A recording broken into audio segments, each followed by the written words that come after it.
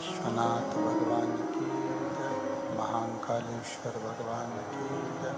ओंकारेश्वर भगवान की जय। उग्रेश्वर महादेव की जय। हर हर महादेव, हर हर महादेव, हर हर महादेव। श्रवण करने का सौभाग्य साकरी नगर में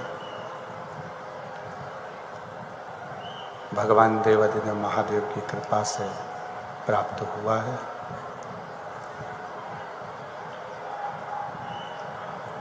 साकरी नगर के सभी श्रोता भाई बहन जो इस पवित्र पावन श्री महापुराण की कथा का लाभ ले रहे हैं, कथा के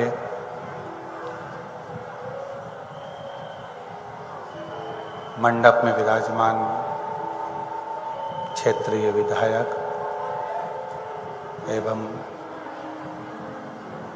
सभी संत, साधु, तपस्वी, साधक, उपासक एवं गुरुजन कथा के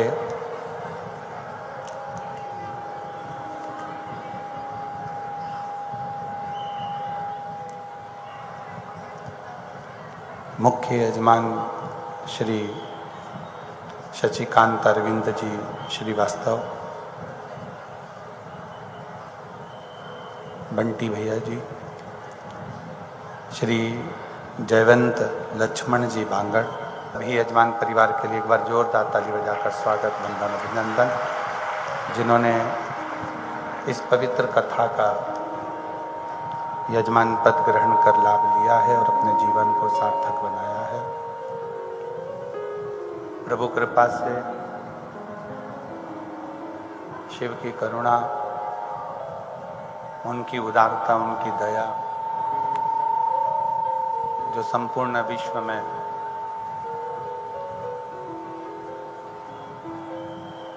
शिव तत्व को प्राप्त करने का एक मूल बिंदु शिव महापुराण आप और हमको प्राप्त हो रहा है।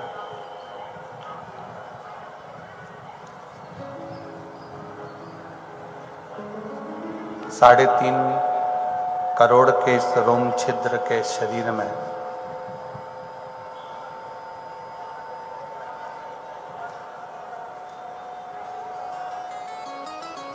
जिसके अंदर 3.5 रोम छिद्र इस शरीर के अंतर्गत है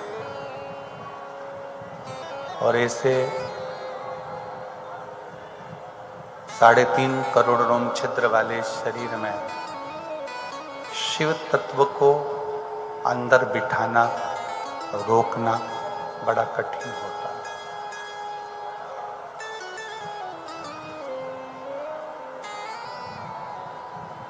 आपके घर के अंदर, आपके बंगले में, आपके मकान में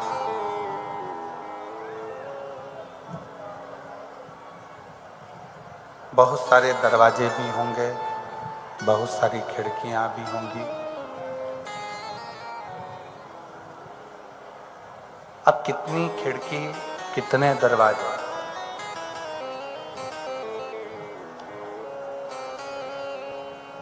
और इतनी खिड़की और दरवाजे अगर हवा को रोकना है तो खिड़की और दरवाजों को बंद करना पड़ता है, तब हवा रोकी जा सकती। तो शिव महापुराण की जो कथा कर रही है, भगवान शंकर का जो चरित्र कह रहा है, शिव तत्व कह रहा है, शंकर की पवित्र कथा कर रही है, शिव महापुराण की कथा कर रही है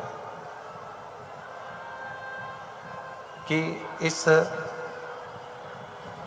संपूर्ण जीवन में, इस संपूर्ण जीवन में हमारे नेत्र, हमारे मुख, हमारी श्रवण शक्ति, ये कुछ दरवाजे ऐसे हैं जहाँ से आसक्तियाँ, काम, वासना, तृष्णा, लोभ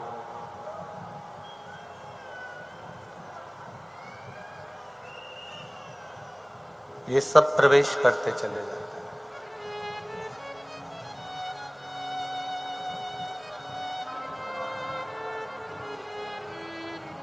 इन आसक्तियों से, इन वासना से, काम से, तृष्णा से, लोभ से बचने के लिए एक जो दरवाजा है, नेत्र का दरवाजा, इसको थोड़ा सा ध्यान में और दर्शन में लगाओ।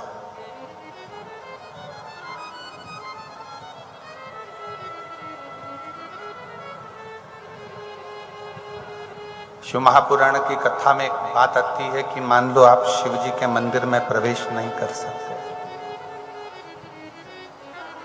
कई माताएं कहती हैं कि हमारे घर में बच्चे ने जन्म लिया है, सावड़ लगी हुई है, कुटुंब में, परिवार में कोई चले गया, सूतक लगी हुई है।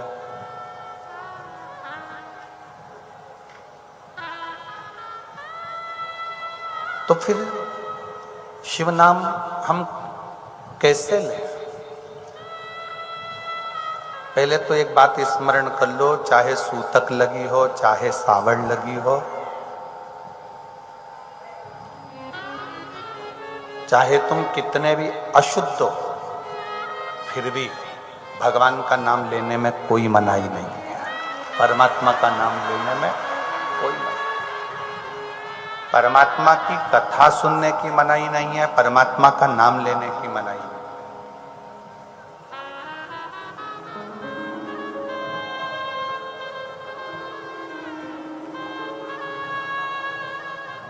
जब कोई मर जाता है तो कौन सी पुराण होती है? जम के बोलो जरा, गरुण पुराण। किसी किसी घर में लोग गीता जी भी वाचते हैं।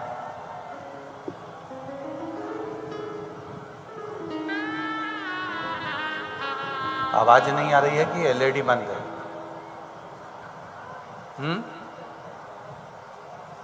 जरा जाकर देखिए, कार्यकर्ताओं को जरा भेजा करो, सुना करो।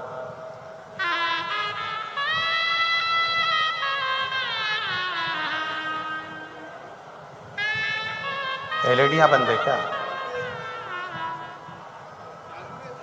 वो वहां की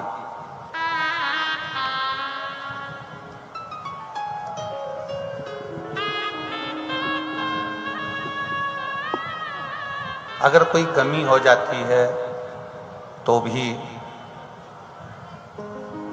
घर के अंदर शिव पुराण, घर के अंदर गरुड़ पुराण का स्मरण जो आप लोग करते हैं या गीता जी पढ़ते हैं,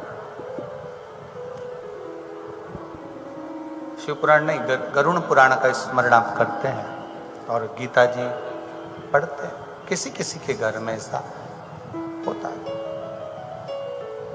शास्त्र कहता है,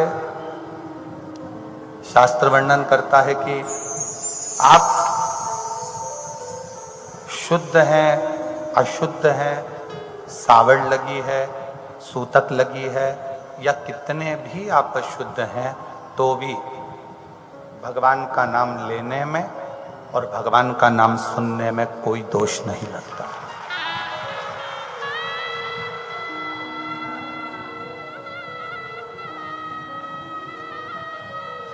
भगवान का नाम लेने में भी कोई दोष नहीं है और भगवान का नाम सुनने में भी कोई दोष नहीं। खूब सुनो।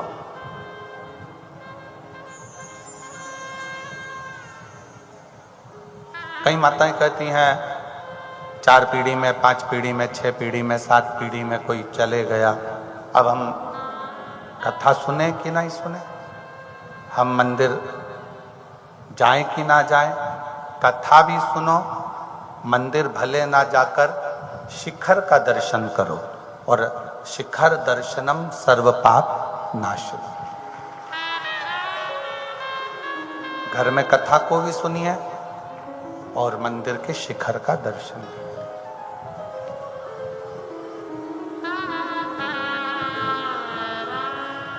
फिर किसी ने कहा कि मान लो रजस्वला धर्म आ गया, रजो धर्म आ गया, और रजस्वला धर्म में हम कथा सुने कि ना सुने? सुनो। सत्संग चैनल के माध्यम से, यूट्यूब के माध्यम से कथा का सत्संग श्रवण करने में कोई दिक्कत नहीं। सत्संग की कोई मना नहीं। जिस समय पर द्रौपदी का केश खींचा गया था उस समय द्रौपदी रजस्वला थी, रजोधर्म से थी। तो क्या भगवान ने उसका चीर नहीं बढ़ाया? भगवान सोच लेते, विचार कर लेते कि द्रौपदी रजोधर्म में है तो इसका चीर नहीं बढ़ा सकता मैं। भगवान कोई तुमसे कह दे कि अच्छे कपड़े पहनकर भगवान के मंदिर जाया करो, श्रेष्ठ वस्त्र पहनकर भगवान के मंदिर जाया करो। शिव महापुराण की कथा तो यहां तक कहती है कि बच्चा गटर में गिर गया, नाली में गिर गया, उस बच्चे को मोहल्ले के लोग, गटर में गिरे हुए, गंदगी में गिरे हुए बच्चे को घर के लोग, अपन परिवार के लोग, मोहल्ले के लोग अपने गले से नहीं लगाएंगे। पर गटर में गिरा हुआ बच्चा, गंदगी में लगा हुआ बच्चा, माँ देख लेगी या बाप देख लेगा तो अपने बच्चे को सबसे पहले गले से लगाता। माता पिता अपने बच्चे को गले से लगाते हैं। क्यों?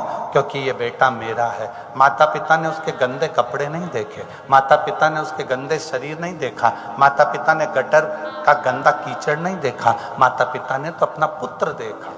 कोई तुमसे कहे कि भगवान के मंदिर में कपड़े अच्छे पहन कर जाओ, ऐसे पहन कर जाओ, वैसे पहन कर जाओ, इस कलर के पहन कर जाओ, उस कलर के पहन कर जाओ, तो उसको कह देना गटर में बच्चा गिरता है, कोई उसको नहीं छूता, कोई गले नहीं लगाता। पानी सब डाल देंगे, साफ भी सब कर देंगे, पर उसको गले से कोई नहीं लगाएगा। गटर में गिरे हुए बच्चे को केवल उसके माँ बाप गले से लगाते हैं। उसी तरह इस संसार सागर में भगवान हमारा कपड़ा देखकर हमको प्राप्त नहीं करता, भगवान हमारे काया को देखकर हमें प्राप्त नहीं करता। आप गोरे हैं, काले हैं, आप टेढ़े हैं, आड़े हैं, ये भगवान को मतलब नहीं है। भगवान तो ये देखता है कि मेरी औलाद ने मुझे पुकारा है, मेरे बेटे ने मुझे पुकारा, मेरी बेटी ने मुझे पुकारा और मुझे इसे गले से लगा।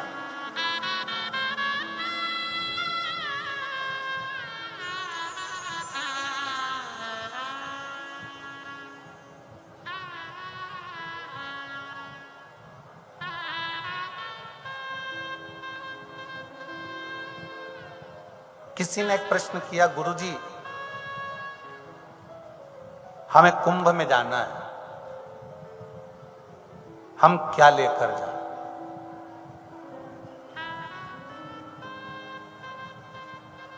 हमें अगर कुंभ में जाना है, कुंभ में हमें पहुंचना है तो हम क्या लेकर जाएं? हमारा निवेदन है, तुम कुंभ में जा रहे हो, कुछ लेकर जाओ, चाहे मत लेकर जाओ, पर अपना दिल लेकर जरूर जाना, मन लेकर जाओ।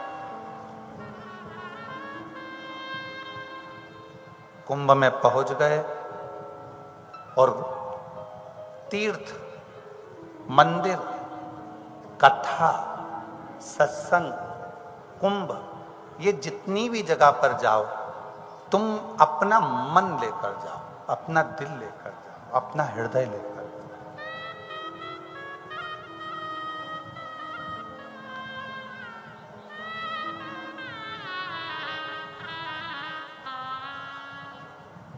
अपना दिल लेकर जाइए। कुंभ में, तीर्थ में जा रहे हो तो अपना मन लेकर जाइए, कथा में जा रहे हो तो अपना दिल लेकर, अपना मन लेकर जाइए।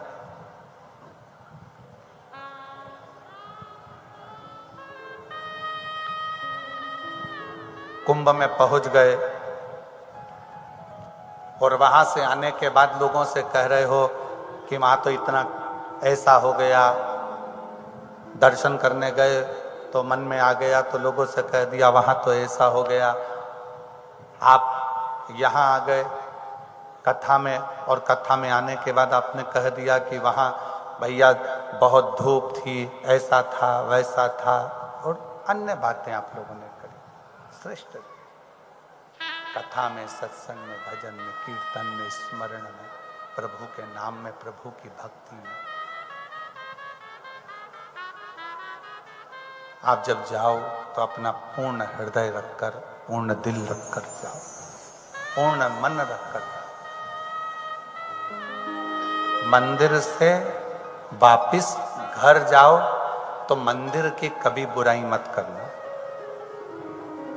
तीर्थ से घर जाओ तो तीर्थ की कभी बुराई नहीं करना।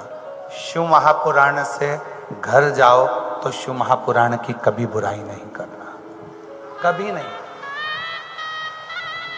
चौथा, इन तीन से भी बढ़कर एक चौथा स्थान है जहां की बुराई नहीं करी जाती।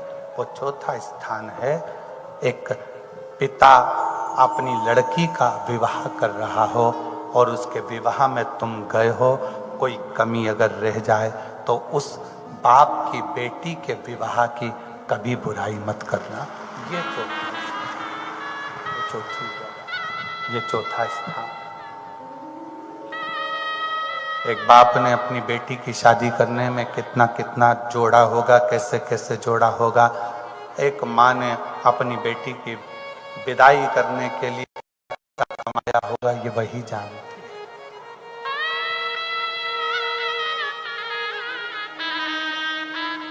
ये वो जानती है।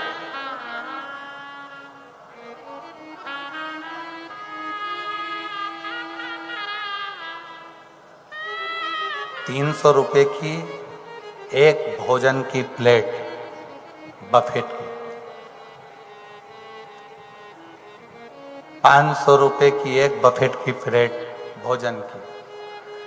वो भोजन की प्लेट 500 रुपए की प्लेट उठाई और 500 रुपए जुड़ गए। कैटरिंग वाले ने 300-500 रुपए जोड़ लिए, एक प्लेट उठी और जुड़ गई।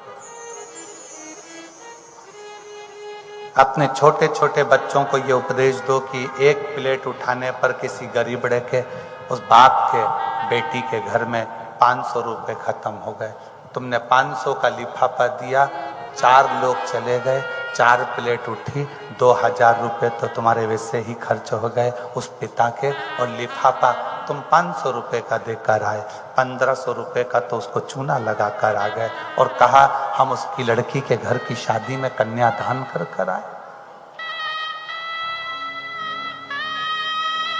हम बेटी की शादी में कन्यादान कर कर आए? नहीं, नहीं।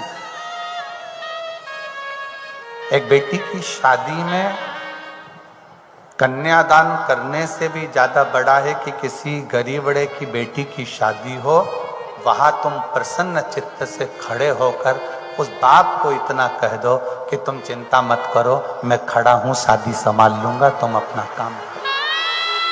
ये श्रेष्ठता।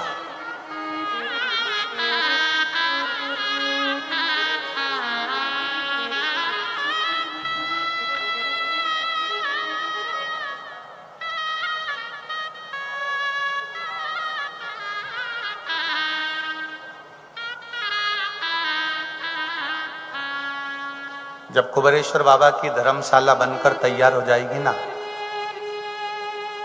जो आप सब लोगों के सहयोग से जो हॉल बन रहे हैं, कमरे बन रहे हैं, जो धर्मशाला का निर्माण हो रहा है, तो कुबेरेश्वर बाबा की जब धर्मशाला बनकर तैयार हो जाएगी, आपका शुल्क लगा है उसमें, आपका पैसा लगा है उसमें, आपका एक एक रुपया लगा है उसमें।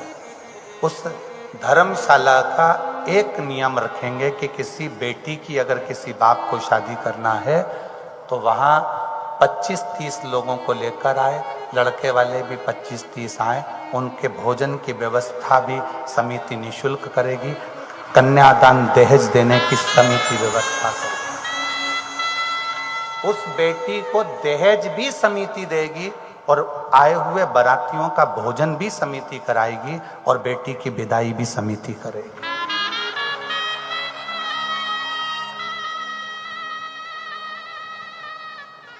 और बाबा के धाम से अगर विवाह होगा तो आशीर्वाद तो मेरा कुबेर भंडारी ऐसा देकर भेजेगा कि उस बेटी की जिंदगी में कभी कमी नहीं आएगी। दहेज भी बाबा देगा, समिति देगी। 25 लड़के वाले 25 लड़की वाले आएंगे, आराम से शादी करेंगे और दहेज भी उनको देकर बाबा विदा करेगा। और आशीर्वाद मेरा कुबेर भंडारी इतना देगा कि उसके जीवन में कभी लक्ष्मी की तो कमी आने वाली नहीं, कभी जीवन में। तुम्हारे द्वारा बनाया गया वो धर्मशाला, तुम्हारे द्वारा निर्माण करी गई वो भवन, तुम्हारे द्वारा बनाया गया। लोग कहते हैं गुरुजी हमको कमरा बनवाना है। हमने कहा कि अगर कमरा अगर पूरा हो गया है तो जो हाल बन रहा है उस हाल में आपका अगर कोई सहयोग राशि लग सकती है तो लगा लो। आने वाले समय में जब इतनी बेटियों की शादी उस धर्मशाला से आपकी छत के नीचे होगी तो शायद थोड़ा सा पुण्य आपके विभाग्य में आ जाए, थोड़ा सा।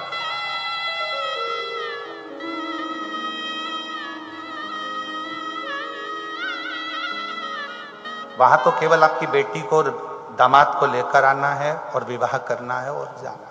पंडित भी वहीं रहेगा, भोजन भी वहीं रहेगा, रुकने की व्यवस्था भी वहीं रहेगी, सब व्यवस्था वहां रहेगी, सब निःशुल्क बाबा के भरोसे, उसके आशीर्वाद। शिव तत्व मंदिर में जल चढ़ाकर वापिस लौटो तो बुराई मत करो, तीर्थ से दर्शन कर कर पहुंचो तो बुराई मत करो। कुंभ जा रहे हो, गंगा यमुना सरस्वती कावेरी गोदावरी सरयू छिप्रा का स्नान कर कर जा रहे हो, वापिस जाकर निंदा मत करो। और चौथा स्थान जो मूल है, किसी बेटी के विवाह में अगर जा रहे हो तो उसके घर में अगर खाने की थोड़ी कमी पड़ जाए, कोई व्यवस्थाओं में कमी पड़ जाए, कोई कमी रह गई है तो उसको नजरअंदाज करो और उस बेटी के विवाह की बुराई कभी मत करो, क्योंकि वो अपनी बेटी है, अपने गांव की बेटी है, अपनी बेटी। मेरी जीजियों, मेरे जीजाओं, मेरे बेटा बेटियों, आप लोग आज के समय में जानते हो नहीं जानते हो हमें नहीं मालूम, पर यहाँ जितनी मेरी बुजुर्ग माताएं बैठी हैं या बुजुर्ग पिता बैठे हैं, जो मेरे भाऊ बैठे हैं, जो मेरी आई बैठी हैं, इनसे पूछिएगा कि पुराने समय में गांव में अगर एक लड़की की शादी होती थी तो पूरे गांव के लोग उसमें मेहनत कर कर पूरे गांव के लोग बारात को संभालते थे और ऐसा लगता था कि गांव में किसी एक की शादी नहीं, पूरे गांव की बेटी की शादी होती थी, पूरे गांव की। आपको मालूम है ये धर्मशालाएं, ये गार्डन, ये मंगल कार्यालय, ये तो अब बने। गांव में शादी होती थी तो जितने घर होते थे बारात उन घरों में रुकती थी, प्रत्येक घर के अंदर बारात रुकती थी, प्रत्येक घर।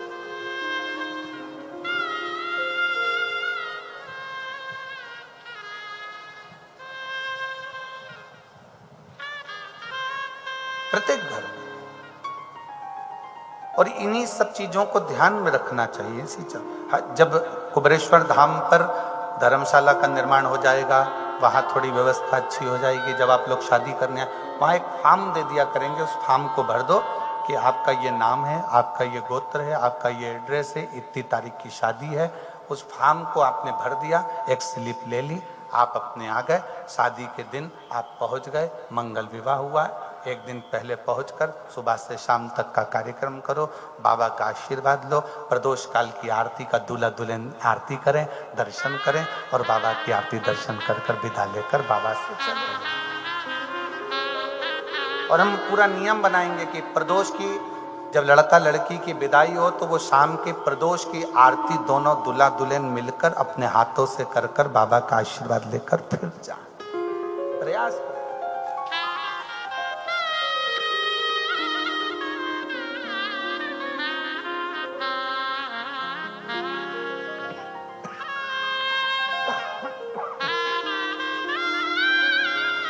कभी निंदा करना है तो अपनी खुद की करो। किस चीज की निंदा करना है? अरे समझ में नहीं आ रहा है कि मेरे को हो क्या गया, सुबह नींद ही नहीं खुलती मेरी, इतना प्रयास करता हूं पर नींद खुलने को तैयार नहीं होती।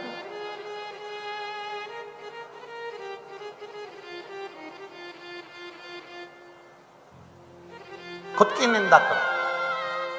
ना जाने मुझे क्या हो गया, मेरे को चिड़चिड़ चिड़चिड़ चिड़चिड़ चिड़चिड़ बना रहता है, इतना गुस्सा आता है, इतना क्रोध आता है। खुद की निंदा करो। अपने अवगुण परमात्मा के सामने कहो।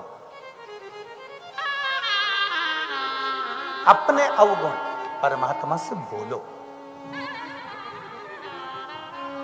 वो एक लाइन हमारे स्मरण में आती है, कैसे तारोगे प्रभु जी, कैसे तारोगे, कैसे तारोगे भोले कैसे तारोगे। हमारा अवगुण भरा शरीर प्रभु जी कैसे तारोगे। हमारा अवगुण भरा शरीर प्रभु जी कैसे तारोगे। पाप करंता हसे ये मनवा, जाप करंता रोवे। पाप करंता हसे मनवा, जाप करंता रोवे। काम क्रोध में निश दिन जागे, कथा कीर्तन सोए। काम क्रोध में निश दिन जागे। जब टीवी देख रहे हो तो रात के 11 बज रहे हैं, मोबाइल चला रहे हो रात के 12 बज रहे हैं, नींद नहीं आती, और कथा देखने बैठे या सत्संग में बैठे, सुंदरकांड में बैठे, रामायण में बैठे, काम क्रोध में निस दिन जागे, कथा कीर्तन सोए। और कैसी फूटी पड़ी तकदीर, कहो ना कैसे तारोगे। कैसी फूटी पड़ी तकदीर, कहो ना कैसे तारोगे। कैसे तारोगे मेरे बाबा, कैसे तारोगे। कैसे तारोगे भोले जी, कैसे तारोगे। हमारा अवगुण भरा शरीर भोले जी कैसे तारोगे। पाप करंता हसे या मनवा, जाप करंता रोए।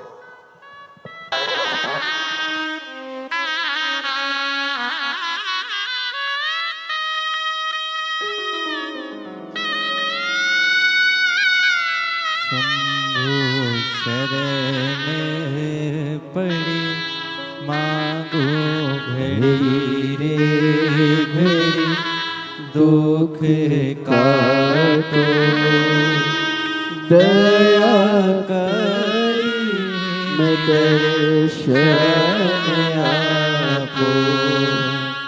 शंभु शरण पड़ी मांगो घड़ी रे घड़ी, दुख। पाप करंता हसे मनवा, जाप करन तारो। काम क्रोध में निस दिन जागे, कथा कीर्तन कीर्तन सो। पाप करन में खूब हंसे मुस्कुराए, पर जाप करते समय रोवे तो क्या मतलब? क्यों? किसकी? और ऐसी फूटी पड़ी तकदीर, कहो ना कैसे तारोगे, मारा अब अब गुण गुण भरा भरा शरीर, कहो होना ना कैसे तारोगे। बड़ी मुश्किल से ये मानव की देह मिली है, इसको निंदा में ना लगा, निंदा से परे हो जाओ, निंदा से परे।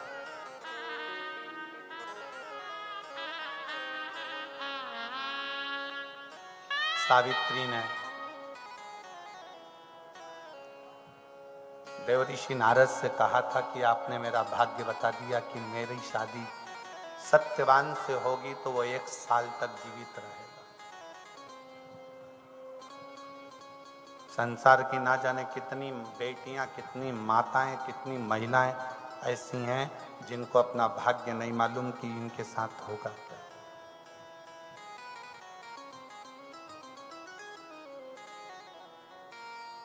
आपके पास कोई इसका हल है? देवऋषि नारद? नारद जी मौन होकर चल दिए। प्रश्न दिमाग में फंस गया।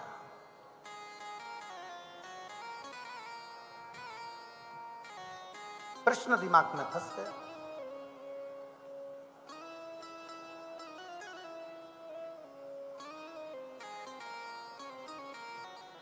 एक पत्नी के पति मर गया, बचपन में बच्चे छोटे छोटे छोड़कर वो चला गया और वो महिला किसी दूसरे की खेती में जमीन पर काम कर कर कर कर कर कर अपने बच्चों को बड़ा कर ले। वो महिला एक दिन उसी महिला के बच्चे जब बड़े हो जाते हैं और बड़े होकर अपनी माँ से, खेती में काम कर रही माँ से कहते हैं, माँ तूने मुझे पढ़ाया लिखाया, इतना बड़ा कर लिया, मैं पढ़ भी लिया, पर माँ क्या हम दोनों बेटों को तूने पढ़ाया? क्या हम दोनों की किस्मत में कभी कोई नौकरी सरकारी नहीं लिखी? यहीं बैठी है वो माँ जिसका पति छोटे छोटे 2 बच्चों को छोड़कर मर गया और वो जमीन पर काम करती रही, खेती का काम दूसरे की जमीनों पर जाकर करती रही और अपने बच्चों को पढ़ाती रही।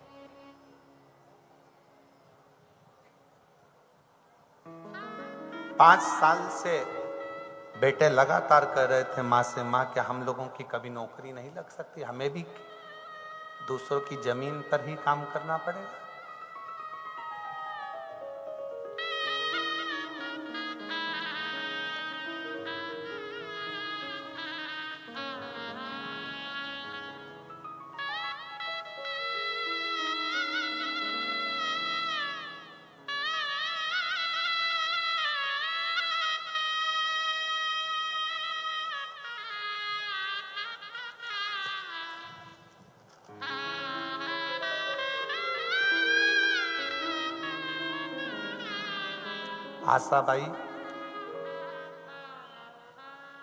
आशाबाई बमा कोली, पता कठोरा, तालुका चोपड़ा, जिला जलगांव, मोबाइल नंबर ये है। कहीं बैठी हो तो हाथ हिला सकती हैं। आशाबाई, ये बना है कि वर्मा है? क्या लिखा है? बना। आशाबाई बना कोली, पता कठोरा, तालुका चोपड़ा, जिला जलगांव, मोबाइल नंबर ये है। कहीं बैठी हो आ जाइए, एक बेलपत्र ले जाइए, आ जाओ। मैं 1 लोटे जल का क्या वर्णन करूं गुरुदेव? मेरे बाबा पशुपति व्रत की ने मेरे को खुशियां दे दी। मेरे पति, मेरे बच्चे छोटे छोटे थे तभी गुजर गए थे। मैंने खेतों में मजदूरी करके पाला। दोनों बच्चों को शुरुआत से ही सरकारी नौकरी के लिए तैयार करने का प्रयास किया। 5 वर्ष से नौकरी की तैयारी करे पर नौकरी नहीं लगी तो बच्चों का हृदय टूट गया। मैंने अपने बच्चों से कहा तुम भी पशुपतिनाथ का व्रत करो, मैं भी करती हूँ। एक व्रत पूर्ण हुआ पर नौकरी नहीं लगी। 2 बार पशुपतिनाथ का व्रत किया, 2 बार पशुपतिनाथ के व्रत को किया पर रिजल्ट नहीं आया। मैंने व्रत शुरू किए, करने को कह दिया, फिर बच्चे उसी व्रत को करना प्रारंभ कर दिए और आज बाबा की कृपा से मेरे बेटे की नौकरी सरकारी लग गई और उसकी शादी भी पक्की हो गई। मैं बाबा को धन्यवाद देने के लिए आई हूँ। एक बेटे की तो नौकरी लगी सरकारी, दूसरा बेटा कहता है माँ मेरी भी नौकरी लगे। मैं अपने बेटे को लेकर सिरपुर चली गई कथा में। सिरपुर के कथा पंडाल में बेटे को लेकर बैठ गई और बाबा से प्रार्थना करती रही, बाबा ऐसी कुछ कृपा करो, मेरे बेटे ने कई परीक्षा दी है पर उसका रिजल्ट नहीं आ रहा और उसकी नौकरी नहीं लग रही। बाबा ने ऐसी कृपा करी, सिरपुर की कथा सुनकर मैं घर गई और 16 दिसंबर 2024 को बाबा की कृपा से मेरे छोटे बेटे का इंडियन नेवी में सिलेक्शन हो गया। मैं बाबा को यहाँ प्रणाम करने के लिए। एक लाइन उसने लिखी है कि मैं दूसरे के घर में काम करती हूँ, आज मुझे खुशी है कि मेरे बाबा ने मेरे दोनों बच्चों का हाथ पकड़कर उसको पार लगा दिया। एक विश्वास, एक भरोसा, एक दृढ़ता आपके भीतर है।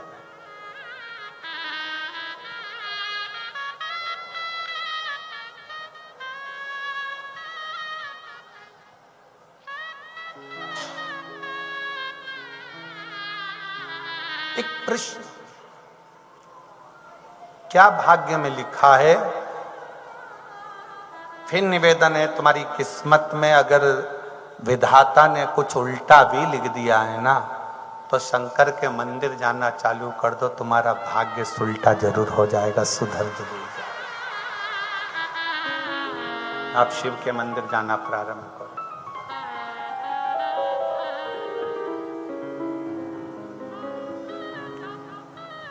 आप शिव की शरणागति ग्रहण कर लो, शंकर की चौखट पर जाना प्रारंभ कर दो, आपका भाग्य सुधरना प्रारंभ हो जाएगा।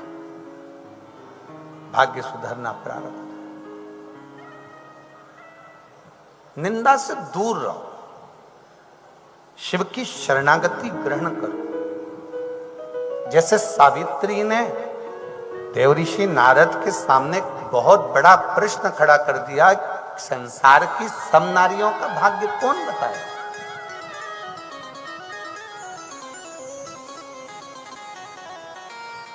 संसार की सारी नारियों की किस्मत कौन बताने वाला?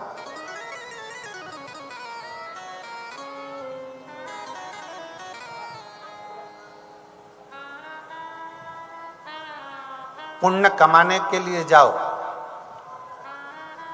पर पुण्य कमाते कमाते पाप लेकर वापिस मत आओ।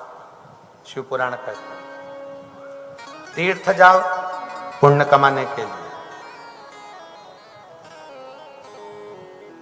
मंदिर जाओ पुण्य कमाने के लिए, गंगा नहाओ, त्रिवेणी संगम स्नान करो, कुंभ जाओ पुण्य कमाने के लिए, कथा में जाओ पुण्य कमाने के लिए। पर किसी की निंदा में अगर हम लगे हुए हैं, गलत विचारों में हम लगे हैं, गलत सोच में हम लगे हैं, गलत भाव में, गलत दृष्टि में हम लगे हैं, तो हम वहाँ पुण्य कमाने के लिए नहीं, फिर हम वहाँ से पाप एकत्रित करने के लिए जाओ। कथा में आए हो ना, सबको मालूम है कि कथा हो रही है साकरी में, पंडाल भी लगा है, भोजन व्यवस्था भी है, रुकने की व्यवस्था, सब कुछ है। और ये बात सब जानते हैं कि पंडाल कितना भी बड़ा लग जाता है पर भोलेनाथ तो कैलाश पर रहते हैं ना, तो पंडाल तो छोटा पड़ता ही है, कैलाश विस्तार है, शिव की कथा विस्तार।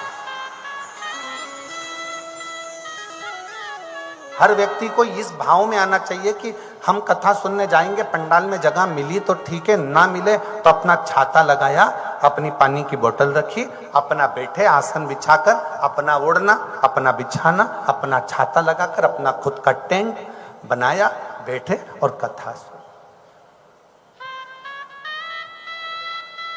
अब कोई जाए यहाँ से कथा सुनकर, सूरत की कथा सुनकर जाओ, साकरी की जाओ, सिरपुर की जाओ, और घर जाकर कहो कि सामा तो इतनी भीड़ थी, बैठने की व्यवस्था बहुत मुश्किल से मिली, अरे गर्मी पड़ रही थी, धूप पड़ रही थी। तो सीहोर वाला महाराज तो कितना चिल्ला चिल्ला कर कह रहा है कि सोने की रकम पहनकर कथा में मत आओ, कीमती सामान लेकर कथा में मत आओ, अपना बिछाने का लाओ, ओढ़ने का लाओ, पानी की 2 बाटल लाओ, एक छाता। आज याद इसलिए आया कि आज टिफिन में आया। तो आप अपनी व्यवस्था से चलो।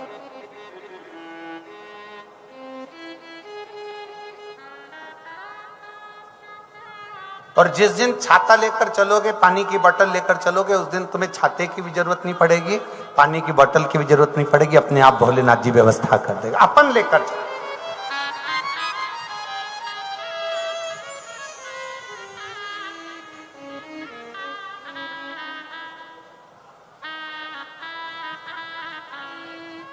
कई लोग सीहोर आते हैं कुबेरेश्वर बाबा की भूमि पर, सोने की रकम पहनकर आने की जरूरत क्या है? वहां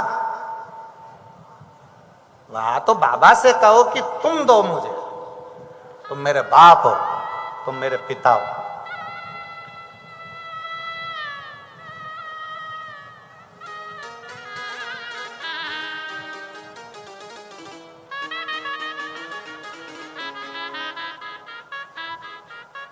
हम तो बाबा के भरोसे चलते हैं, हम तो बाबा के भरोसे चलते हैं।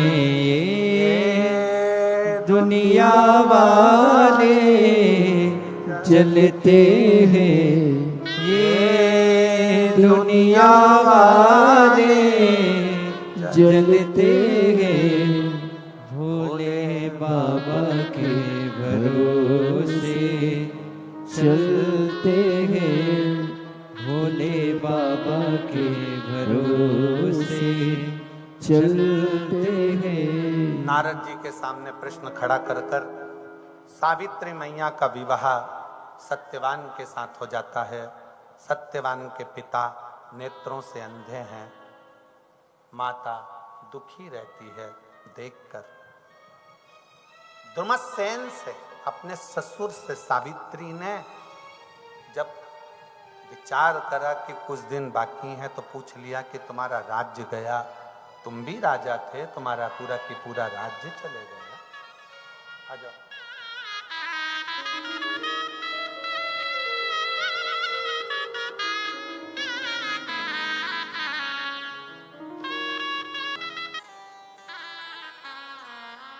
दरबार किसी और का हो तो जाने में शर्माया करो,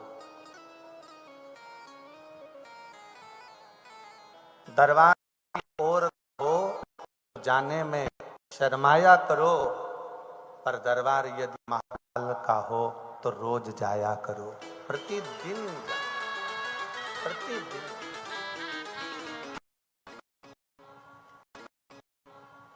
ने धुमसेन से प्रश्न किया, आप भी राजा थे, आपका राज्य पूरा चले गया, संसार के लोगों ने, कुछ राजाओं ने आक्रमण कर कर हमें, हमारे राज्य को छुड़ा लिया, और मेरे नेत्र की ज्योति भी उन लोगों ने मेरे आंखों को खोल दिया। अब मेरे पास ना राज सत्ता है, ना मेरे नेत्र है, ना राज सत्ता है, ना मेरे नेत्र।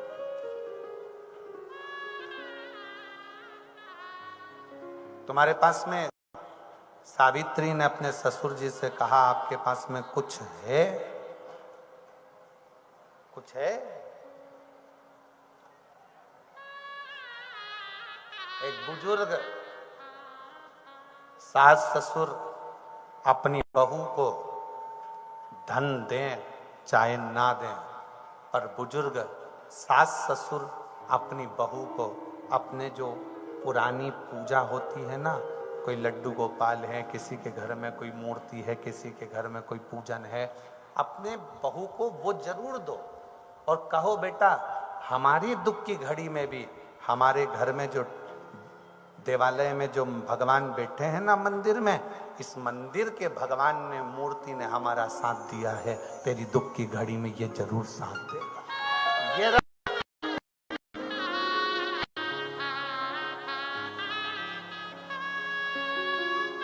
आपके पास में कुछ है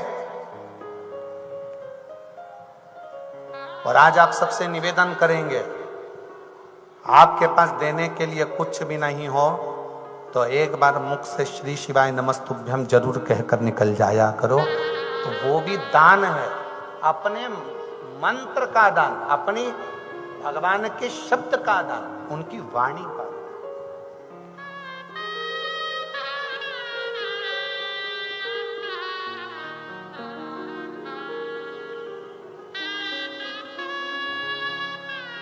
अभी लखनऊ में एक हमारे प्रिय हैं लालू सोनी जी, वो उनके मित्र ने शादी करी तो उन्होंने कोई राजपूत है, उन्होंने पत्रिका छपाई। उस पत्रिका का जो लिफाफा था, जिस लिफाफे में वो कार्ड डाल रहे थे, उसमें उन्होंने एक स्लिप चिपकाने वाली दरवाजे पर श्री शिवाय नमस्तुभ्यम की उसी के अंदर रख दी। और जहां पत्रिका देने जाते थे वहां कहते थे कि इसमें एक स्लिप भी पड़ी है, शादी में आओ जरूर पधारो, और अगर नहीं भी आ पाओ तो इसमें स्लिप है श्री शिवाय नमस्तुभ्यम की। अपने खुद के घर के दरवाजे पर वो स्लिप चिपकाना जरूर, जिससे आपके घर में आने वाले की जिंदगी भी खुशहाल हो और आपकी जिंदगी भी खुशहाल। उन्होंने पत्रिका के लिफाफे में एक अलग से चिपकाने वाली स्लिप रख दी, श्री शिवाय नमस्ते। कार्ड तो जा ही रहा था, वो स्लिप भी उन्होंने उसमें रख दी कि आप ये स्लिप सबके घर घर जाएगी, लोग अपने दरवाजे पर उसको चिपकाएंगे, अपने जीवन को कृतार्थ करें। आप लोगों के दरवाजे पे लगा है श्री शिवाय नमस्तुभ्यम? हाथ उठाओ जरा, किस किस के यहाँ लगा है? सबके यहाँ लगा है? लगा के रखना। जीवन में दुख कष्ट बहुत दूर रहेगा। जितनी तारीख को लगाया वो तारीख भी लिख के रखो। जैसे बल्ब आता है ना CFL का, उस बल्ब पे लिखा रहता है इतनी तारीख का बल्ब है, अगर बीच में बेकार हो गया तो कंपनी वापस ले लेती। तारीख भी लिख लो तुम तो कि हमने इतनी तारीख को लगाया, और देखना पहले के साल और एक साल के अंदर कितना फर्क गिरता है, आपको मालूम पड़ जाएगा कि सुख आता है कि नहीं, कष्ट दूर होता है कि नहीं होता, तकलीफें जाती है कि नहीं जाती। एक पत्र है,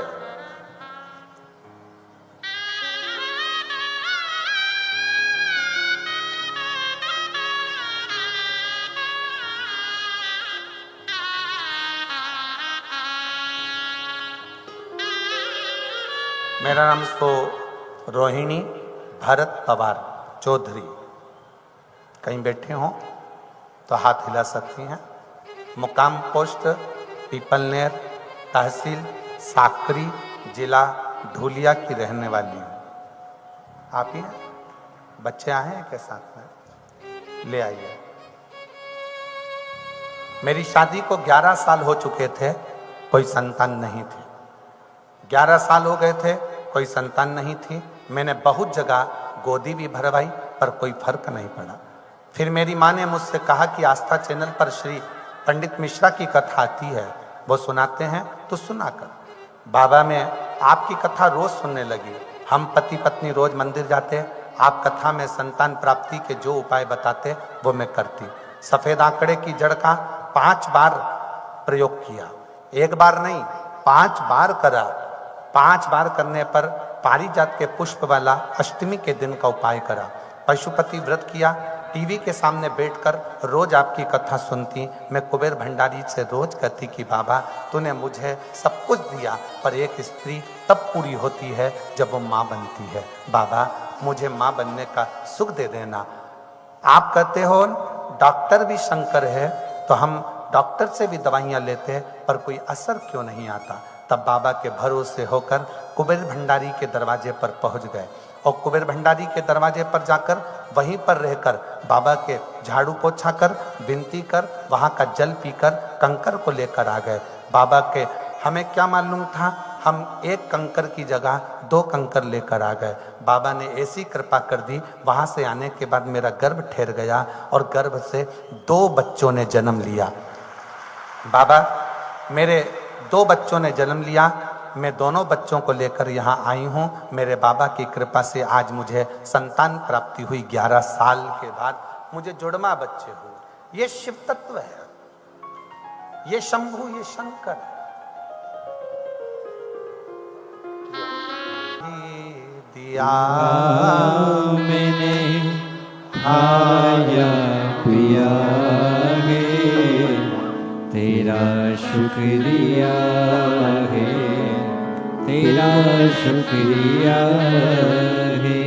मुझे भोले बाबा ने बहुत दे दिया है, तेरा शुक्रिया है, तेरा शुक्रिया है। ये जाए दाद दी है, औलाद दी है, मुसीबत में हर वक्त इमदाद दी है।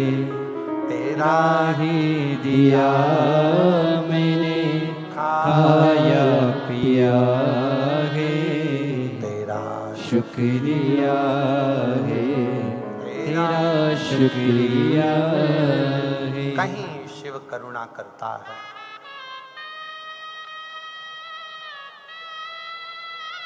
कुछ है आपके पास देने के लिए? कुछ है? ससुर ने कहा हाँ, मेरी पोटली में एक पुरातन छोटा सा लिंग है, शिवलिंग, छोटा सा।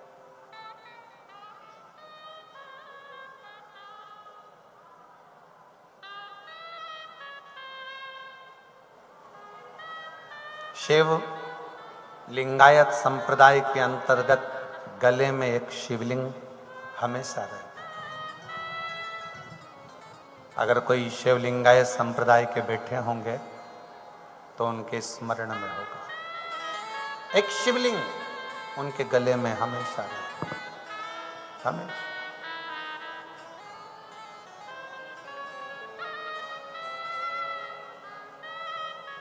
सत्यवान के पिताजी ने कहा कि मेरे पास में एक शिवलिंग है। धुमसेन बोले छोटा सा शिवलिंग।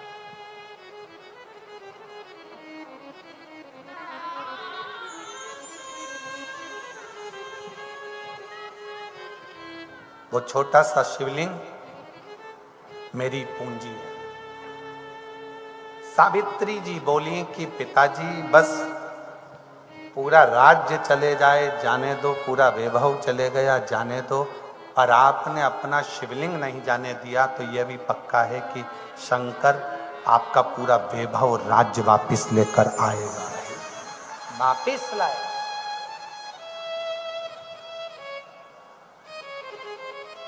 क्यों?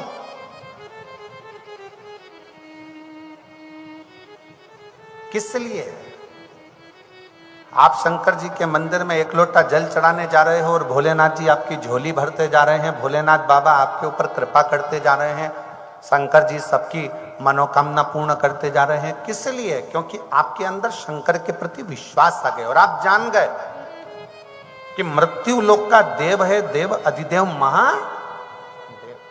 राम जी भी जिसकी पूजन करते हैं, भगवान कृष्ण भी जिसकी पूजन करते हैं, वो देव अधिदेव महादेव।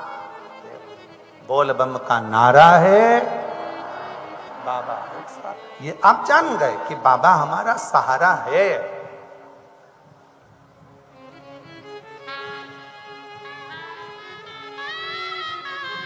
आप लोगों की बुद्धि में ये बैठ गया कि शंकर पर जल चढ़ाएंगे और हमारा सारा दुख मिटेगा।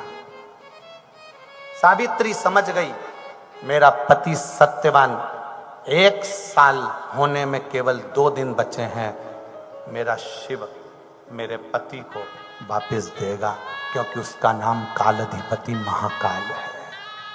काल पर विजय करने वाला केवल एक है, वो देव अधिदेव महादेव है, केवल एक।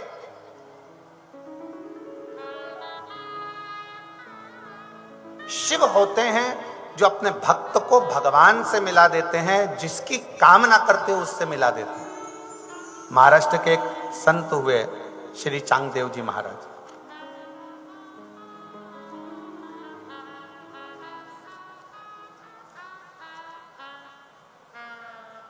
महाराष्ट्र के एक संत हैं, सुना है कि नहीं सुना नाम? जम के तो बोलो, सुना? शिव के इतने बड़े भक्त थे चांगदेव जी की, शंकर की ज्योति की पूजन कर कर ज्योतिर्लिंग के रूप में उसको पूज लेते थे। संत श्री चांगदेव जी महाराज काल भैरव की स्तुति करते थे तो शंकर दर्शन। श्री चांगदेव जी इतनी तप साधना में लीन रहते थे कि शंकर भी उनको देखकर प्रसन्न होते थे। महाराष्ट्र के ऐसे संत महाराष्ट्र में जन्मे हैं। भारत की भूमि में सबसे ज्यादा अगर संत कहीं जन्मे हैं तो इस महाराष्ट्र की पवित्र भूमि पर जन्मे। कहते हैं भक्ति भी इस महाराष्ट्र में आकर ऊर्जावान हो जाती है, ऊर्जावान हो जाती है भक्ति इस महाराष्ट्र में आने के बाद।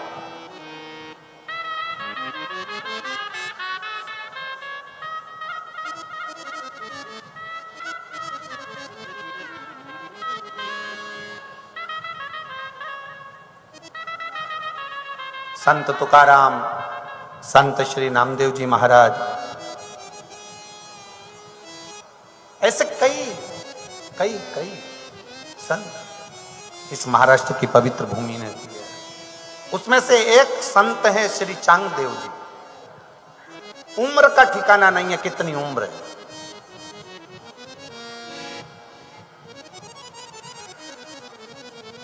चांगदेव जी की उम्र जब 1400 साल हो गई। कितने वर्ष?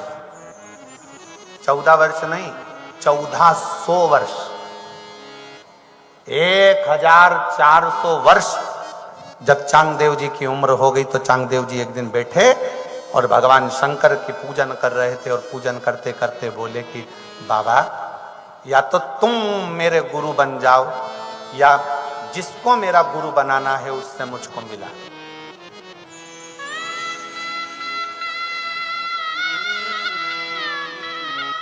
या तो तुम मेरे गुरु बनो या जिससे मुझे गुरु मंत्र लेना उससे तुम मुझे मिलाओ। चांगदेव जी ने अपनी पूरी जिंदगी में शंकर भगवान को गुरु मानकर रखा था, पर चांगदेव जी को यह मालूम था कि संसार में जन्म लेने के बाद एक बार गुरु दीक्षा लेना भी जरूरी है।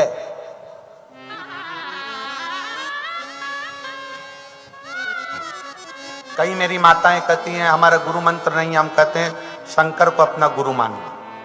और जब तुम्हें कोई असली गुरु जिंदगी में मिल जाए, तुम्हें लगे कि ये इसको हम गुरु बना सकते हैं और ये हमारे गुरु बनने के लायक है, तो फिर गुरु मंत्र, फिर गुरु दीक्षा ले।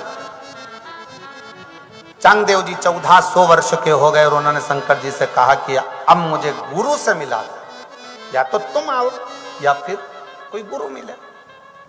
इतने में 3 दिन बीते थे और किसी ने आकर कह दिया कि संत ज्ञानेश्वर जी महाराज ऐसे गुरु हैं, ऐसे सत्संगी हैं कि भगवत की भक्ति में, भगवान की आराधना में डूबे रहते हैं। संत ज्ञानेश्वर। पर किसी ने कहा कि उनकी उम्र तो 16 साल की है। चांगदेव जी महाराज के मन में आ गया बस अब मुझे संत ज्ञानेश्वर जी से मिलने जाना है। संत ज्ञानेश्वर जी से मिलने के लिए चांगदेव जी जाने लगे। इतने में उनके साथ वाले बोले तुम 1400 साल के हो और वो 16 साल का है, ऐसे 16 साल के बच्चे को तुम अपना गुरु बनाओ। कई लोग संसार में ऐसे जन्म लेते हैं जो व्यक्ति जब अच्छा करने के लिए जाता है तो उसकी भी टांग खींच लेते हैं। कोई व्यक्ति अच्छा करने जा रहा है, नई गाड़ी ली है, और उस व्यक्ति ने सोचा कि पास में साकरी में कथा चल रही है, चलो मेरे गांव के लोगों के लिए मेरी गाड़ी फ्री है। इतने में कहीं दूसरा दोस्त मिलेगा, अरे क्यों फ्री में लेके जा रहा है, अपना डीजल जलेगा, पैसा जलेगा, एक काम कर कम से कम डीजल के पैसे तो ले ले। एक मन करा था कि भोलेनाथ ने मुझे गाड़ी दिलाई है, भोलेनाथ की गाड़ी है, इसलिए मैं सबको कथा सुनाने ले जाऊं, पर मन में लालच, दूसरे ने कहा तो मन के अंदर लालच इकट्ठा हो गया। लालच इकट्ठा हुआ, गाड़ी का थोड़ा सा डीजल पेट्रोल ले भी लिया, तो कौन सा फल प्राप्त हुआ?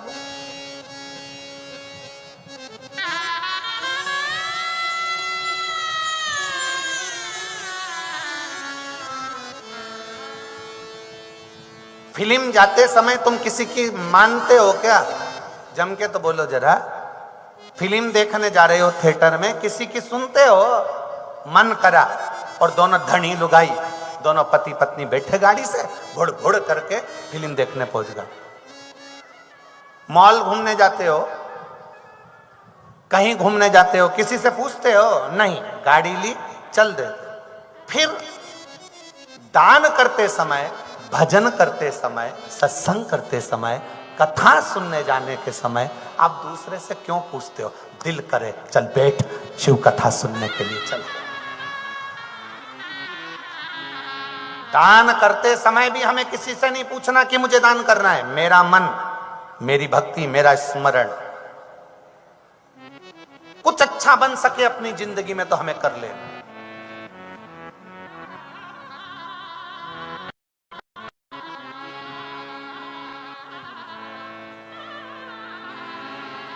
अगर मेरा भोले बाबा आपको अच्छी अच्छी गाड़ियां दिलाए, खूब खूब अच्छी अच्छी गाड़ियों की लाइन लगा दे, तो बाबा से कहना, बाबा मैं भी मेरे गांव के लोगों को लेकर कुबरेश्वर धाम रुद्राक्ष महोत्सव में भर कर लेकर आ जाऊंगा, ऐसी कृपा कर, कृपा कर।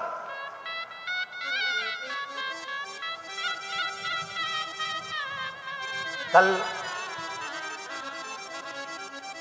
मौनी अमावस्या है, पूरी दुनिया के लोग कुंभ का, त्रिवेणी संगम का स्नान कर रहे हैं, और आप उनसे परे कितने किस्मत वाले हो जो माघ महीने की मौनी अमावस्या के दिन शिव महापुराण की कथा का स्नान कर रहे हो। कितने भाग्यशाली। और कल कथा का कौन सा दिन है? जम के बोलो जरा। छठा। कल शिव पुराण का कौन सा दिन माना जाता है? शिवरात्रि का। कल कथा तो वही 1 बजे से 4 बजे तक होगी, पर परसों की जो कथा है सुबह 8 बजे से 11 बजे तक हो जाएगी, और 7 दिन की कथा साकरी में परसों पूरी हो जाएगी। पर वो जो सुबह 8 से 11 होगी उसका प्रसारण टीवी पर 1 से 4 ही आएगा। कितने भाग्यशाली। खूब भजन करो, खूब स्मरण करो। मौनी अमावस्या है, अपने घर से कुछ बना कर ले आओ, ना बन सके तो बिस्कुट लाओ, कुछ बनाकर भोजन आदि लाकर ये शिव भक्त जो आए उनकी सेवा में लग जाओ। पानी पिलाओ, मुंह झूठा करो, शिव भक्ति करो। चांगदेव जी महाराज ने विचार कर लिया, सूचना मिली 16 वर्ष का बालक। साथ वालों ने कहा, गुरुदेव तुम 1400 साल के, वो 16 साल का, कहां गुरु दीक्षा लेने जा रहे? चांगदेव जी महाराज के मन में साथ में रहने वालों ने थोड़ा सा अहंकार उत्पन्न कर दिया, थोड़ा सा। ये मत सोचना कि भगवान का भजन करते हो या तप करते हो या साधना करते हो तो अहंकार नहीं आएगा। सबसे ज्यादा अहंकार भगवान की भक्ति करने वाले के अंदर ही प्रवेश करता है, जिससे भगवान से तुम्हारी दूरी हो जाए, तुम इतने अहंकारी हो जाओ कि भगवान तुमसे दूर होता चले जाए और तुम्हें भगवान का कभी दर्शन ना हो पाए। याद रखना, तुम भगवान के मंदिर में 1 साल, 2 साल, 4 साल, 6 साल जाकर जल चढ़ा रहे हो, मंदिर में झाड़ू लगा रहे हो, पोछा लगा रहे हो, सेवा कर रहे हो, कभी किसी से मत कहना कि मैं इतने साल से सेवा कर रही हूं, कभी अकड़ की बात मत करना। अहंकार हमारे सारे पुण्य को जलाकर समाप्त कर देता है, कभी मत कहो। कोई तुमसे पूछे साकरी में कथा कौन करा रहा है, सीधी बात बोलो, शंकर जी करा रहा है। कौन बाच रहा है, सियोर वाला नहीं, शंकर जी बाच रहा है। कौन सुन रहा है, आप नहीं। आपकी सामर्थ्यता नहीं है कि 3-4 घंटा आप एक जैसा ये गोड़ी बांध कर एक जैसे बैठे रहो, तुम्हारी सामर्थ्यता नहीं। तुम घर में 5 मिनट सकने नहीं बैठो तो यहां 3 घंटा कैसे बैठ सकते हो? तुम नहीं बैठे हो। कई बहन भाई ऐसे बैठे हुए हैं, कई जीजी जीजा ऐसे बैठे हैं, कई बेटियां ऐसी बैठी, बेटे ऐसे बैठे हैं जिनको हर 2 घंटे बाद वॉशरूम जाना पड़ता है, पर फिर भी वो सुबह 9 बजे की 8 बजे की एक जैसी बैठती है और शाम के 6 बजे तक एक जैसी बैठी है। कौन बैठा है? शिव। तुम नहीं हो। सियोर वाला महाराज कथा नहीं कर रहा, कथा बांच रहा है शिव। कथा सुन रहा है शिव और कथा करवा रहा है शिव। अपनी सामर्थ्यता नहीं कि अपन कुछ कर, अपनी सामर्थ्यता। वो तो ये बंटी भाई के रूप में शंकर जी ने प्रेरणा दे दी श्रीवास्तव जी को कि भाई तुम्हें करना है, और सारी टीम तैयार कर कर इस कथा का आयोजन करवा। ये एक अग्रण्यता है, एक अग्रण्यता। इसमें शिव तत्व की प्राप्ति है। कौन? चांगदेव जी के मन में थोड़ा सा अहंकार आ गया कि मैं नहीं जाऊंगा। मेरे मित्र कह रहे हैं, मेरे सखा कह रहे हैं, मेरे शिष्य कह रहे हैं कि तुम नहीं जाओगे। बुलाओ संत ज्ञानेश्वर को, यहीं पर बुलाओ, पत्र लिखो। एक पत्र लिखा गया संत ज्ञानेश्वर जी महाराज के लिए। चांगदेव जी पत्र लिखने के लिए बैठे तो सोचा क्या लिखूं। 16 साल का लड़का है, एक काम करता हूं, लिख देता हूं, बेटा चिरंजीवी, श्रीमान, पूज्य, महंत, संत, क्या लिखूं मैं पत्र में? फिर मन में आया पत्र में ये सब चीज लिखूंगा, क्या पता समझ में आएगा कि नहीं आएगा। एक काम करता हूं, कुछ नहीं लिखता हूं, कोरा कागज बांधकर लिखकर बिना कोरा कागज भेज दिया। जैसे ही कोरा कागज गया, जैसे ही कोरा कागज गया, पत्र गया, मुक्ताबाई के हाथ में लग गया, संत ज्ञानेश्वर जी की बहन के हाथ में लगा। संत ज्ञानेश्वर जी की बहन के हाथ में जैसे ही पत्र लगा, मुक्ताबाई ने देखा कि कागज तो कोरा है। मुक्ताबाई ने कलम उठाकर लिख कर भेज दिया,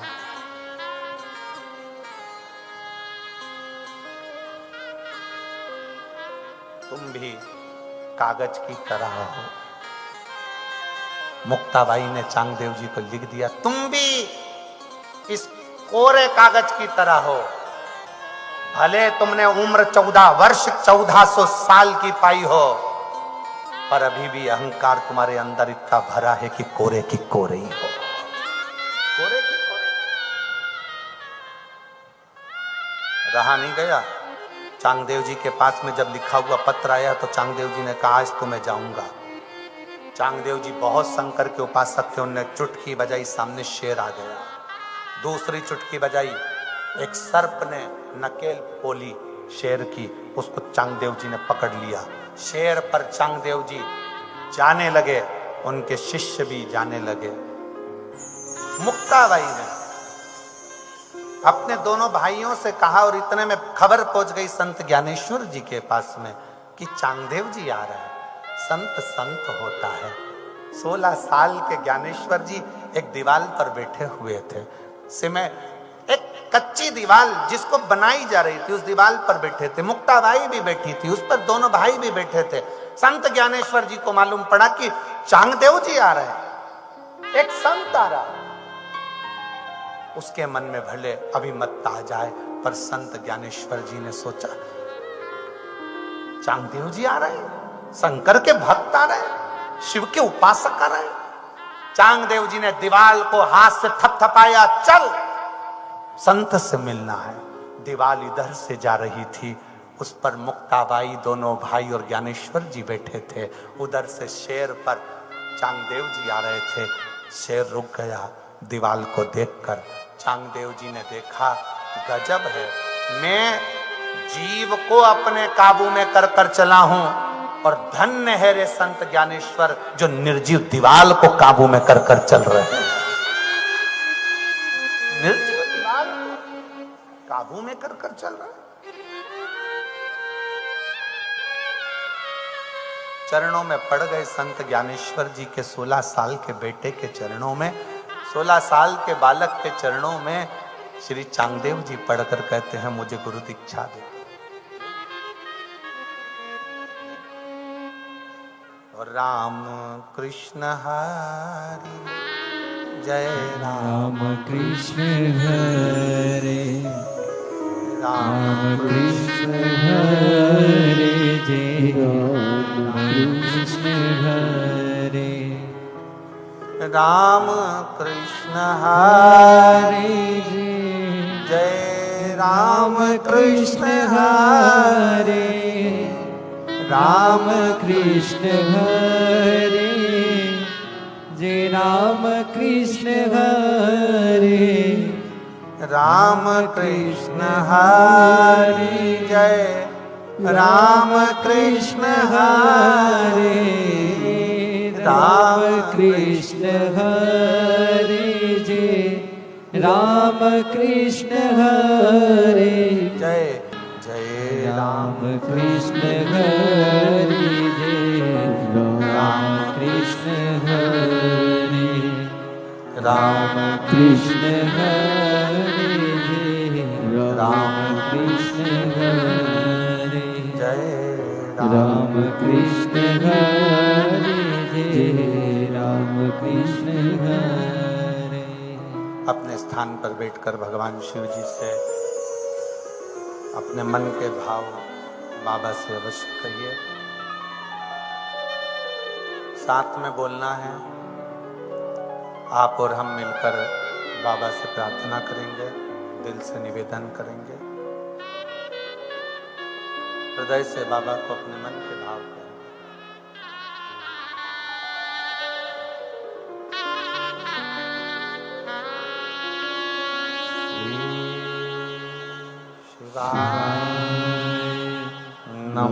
नमस्तुभ्यं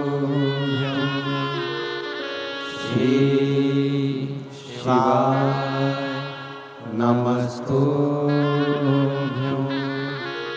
श्री शिवाय नमस्तुभ्यं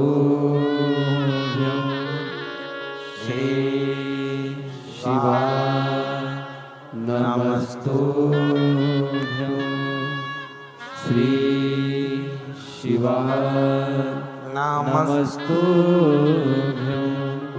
भोला सब दुख काटो हमारा ओ भोला सब दुख काटो हमारा शिव शंकर जपो तेरी माला भोले बाबा जपो तेरी माला भोला सब दुख काटो हमारा ओ भोला सब दुख काटो हमारा वेश है मंगल मंगलकारी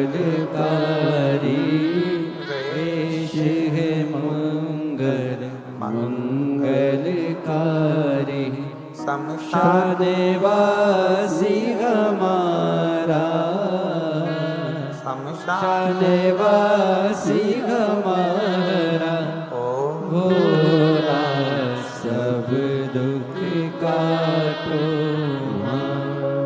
ओ भोला सब दुख काटो हमारा।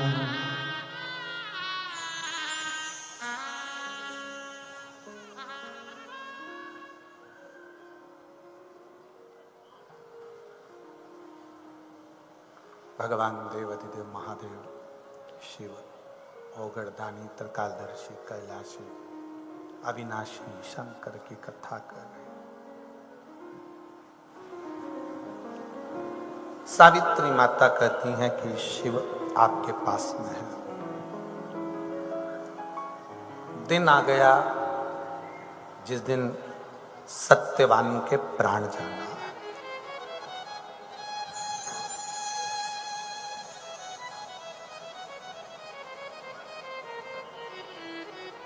किसको नहीं मालूम कि मरना है? सबको मालूम। एक छोटे से छोटा बच्चा भी जानता है कि मैं मर जाऊंगा। जवान भी जानता है कि मरना है, अधेड़ी भी जानता है कि मरना है, और बुढ़ापे में भी लोगों को मालूम है कि मरना है।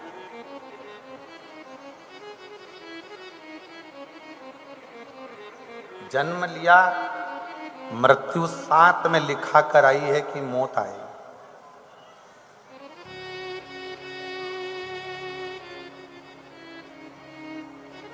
कब आएगी किसी को नहीं।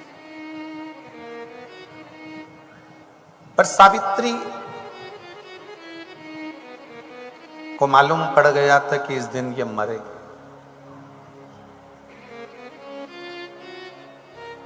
आपसे निवेदन है, आप भी भगवान शंकर से एक बात जरूर कहना। भगवान शंकर से कहा करो, भोलेनाथ जब तू जन्म देता है ना तो 9 महीने पहले सूचना दे देता है कि कोई बच्चा पैदा होने वाला है। जन्म की सूचना मेरे शंकर अगर तुम 9 महीने पहले दे देते हो तो मरने की सूचना कम से कम 9 मिनट पहले तो दो। कम से कम 9 मिनट पहले दो तो हम कम से कम भगवान की भक्ति कर लें, भजन कर लें, कीर्तन कर लें। कोई वसीयत मसीयत लिखना हो तो सिग्नेचर कर पुरा के नचित कर लें।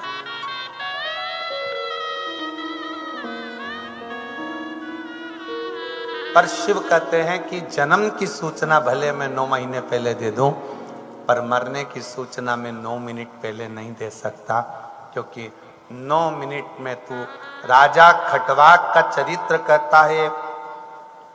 एक क्षण में प्राण छूटना है राजा खटवाक के, और भगवान का नाम लेकर चले गया तो उसको बैकुंठ पहुंचा दिया गया, क्योंकि एक क्षण में भगवान की भक्ति कर लिया। एक क्षण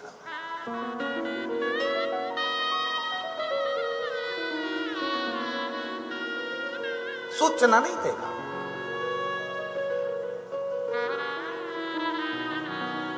इसलिए आप सबसे निवेदन है, वो सूचना नहीं देगा कि कब मरना है, पर रोज ऐसे भजन करो कि हो सकता है कौन सा पला करियो। सावित्री ने, सत्यवान जा रहे थे वन में, सावित्री कहती है कि मैं तुम्हारे साथ आज वन में चलूंगी।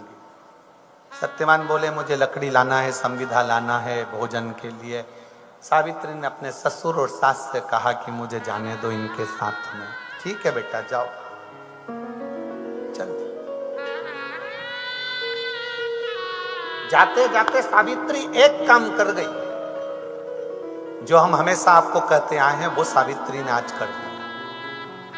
अपने ससुर से वो शिवलिंग का दर्शन मांग लिया कि जो शिवलिंग आपके पास में रखा है उसका एक बार दर्शन करा। हम आपसे रोज कहते हैं अपने दिन की शुरुआत 1 लोटे जल से करो। रोज प्रतिदिन सुबह शंकर जी के मंदिर जाकर 1 लोटा जल चढ़ाकर उसका दर्शन कर फिर नौकरी पर, ऑफिस में, सर्विस पे, दुकान पर फिर जाओ, तो तुम्हारी जिंदगी में कोई भी अड़चन आएगी तो टल जाए। मुझे एक बार उस शिवलिंग का दर्शन करा दो पिताजी जो तुम्हारे पास में है। जैसे ही सूचना मिली,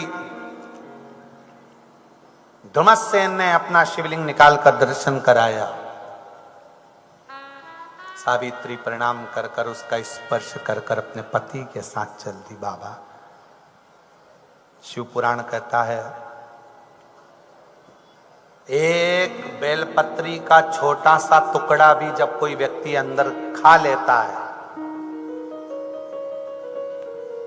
एक बेलपत्र का थोड़ा सा टुकड़ा भी अगर कोई मनुष्य खा लेता है, शिव जी पे चढ़ा हुआ या शंकर पे चढ़ा हुआ जल पी लेता है या शंकर जी के शिवलिंग का स्पर्श कर लेता है, तो उस स्पर्श का फल उस बेलपत्र के पत्ते का फल, उस जल का फल उसके शरीर में 21 दिन तक रहता ही रहता है। अब बेलपत्री का पत्ता तो उस समय पर नहीं था, सावित्री ने नहीं पाया। शिवजी पे चढ़ा हुआ जल भी सावित्री नहीं पाई।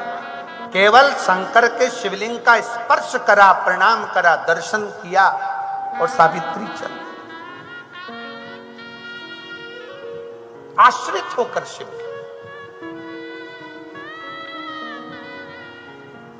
के आश्रित होकर। एक पत्र है,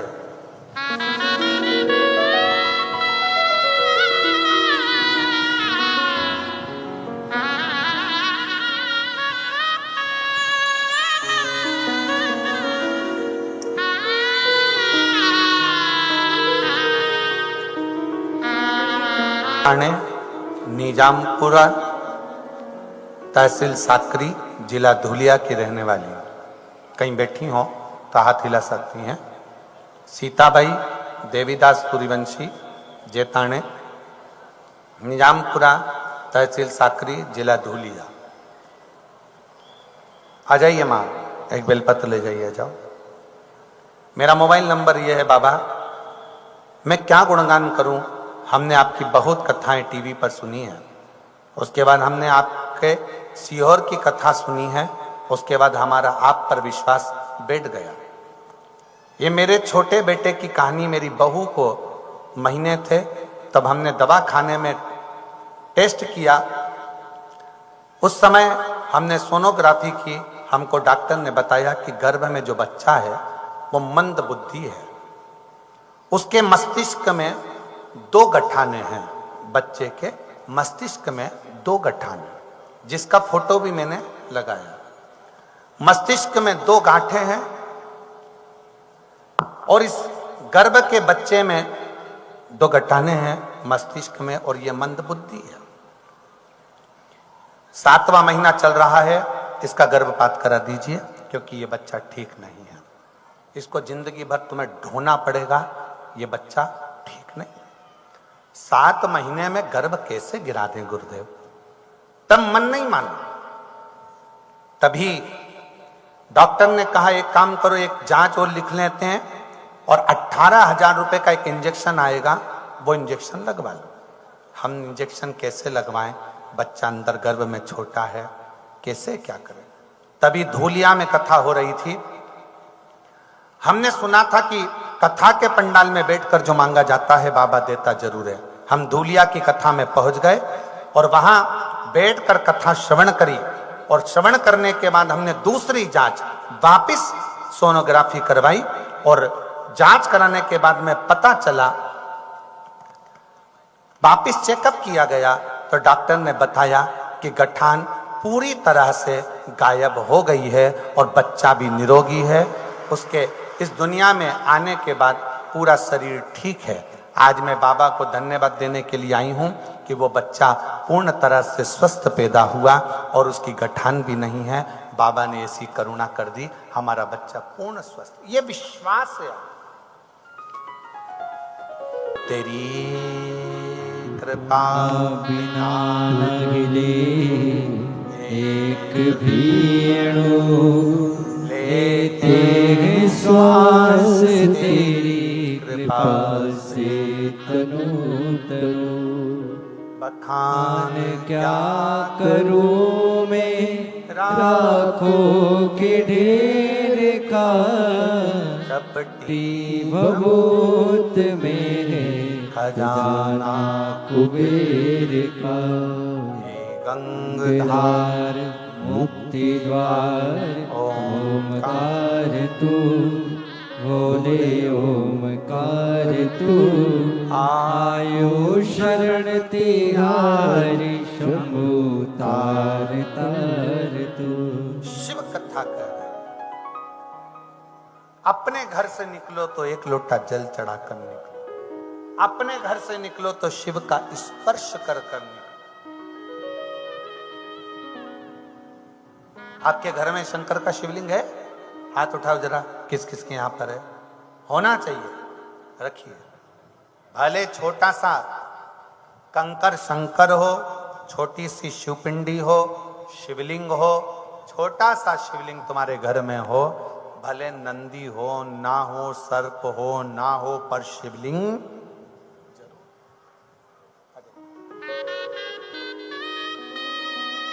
ये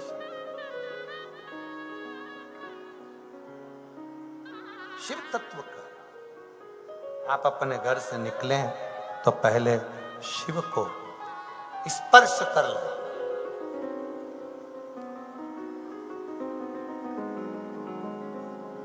शंकर भगवान कभी नहीं देखते कि तुम शुद्ध हो कि अशुद्ध हो। हाँ, इतना जरूर याद रखिए, रजो धर्म का समय हो तब शिवालय नहीं जाना, शंकर का स्पर्श नहीं। दूरी कथा सुनो, नाम जाप स्मरण करो, शिव को याद करो, राम को याद करो, कृष्ण को याद करो, उसका भजन करो, कीर्तन करो, मंत्र जाप करो, कथा स्मरण करो, ये सब चलेगा। पर रजो धर्म के समय पर भगवान शंकर का शिवलिंग का स्पर्श नहीं करना, देवता का स्पर्श नहीं।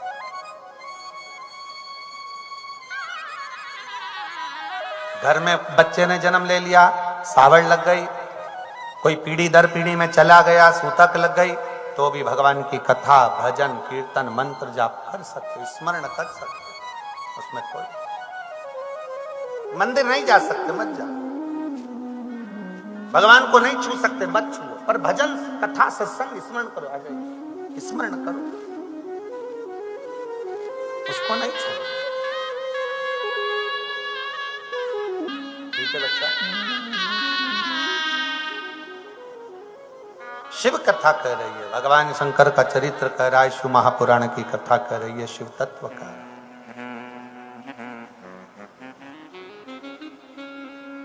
सावित्री जी ने भगवान शंकर का स्पर्श कर प्रणाम करा और चली। सत्यवान के साथ वन में गई। सत्यवान वृक्ष पे से लकड़ी काट रहा था, थोड़ा सा सर में दर्द हुआ, सावित्री से कहा मुझे दर्द है। सावित्री ने कहा आप नीचे उतरो। बड़ का पेड़ था, जिस वट वृक्ष के नीचे सावित्री अपने पति का सिर गोदी में रखी। किसका पेड़ है? जम के बोलो जरा, कौन सा वृक्ष? वट वृक्ष, बड़ का पेड़। किसका प्रतीक है वट वृक्ष? विश्वास का प्रतीक है वट वृक्ष।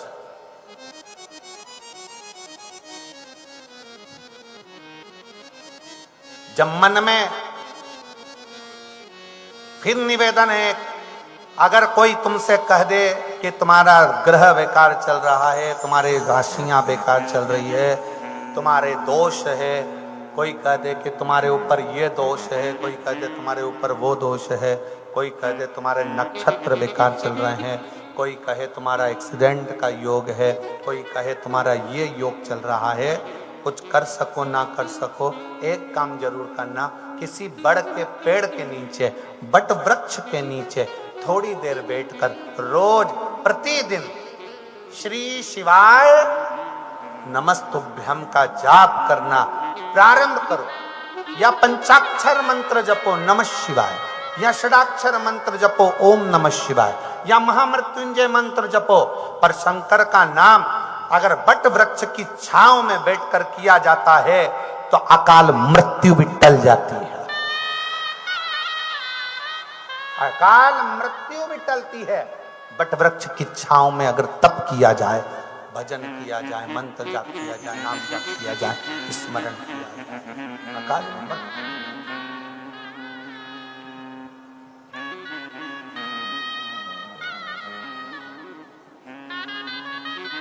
क्यों नहीं? और जब हम बट वृक्ष की छांव में बैठकर भगवान का भजन करते हैं तो शिव तत्व हमारे ऊपर कृपा करता है, करता ही है।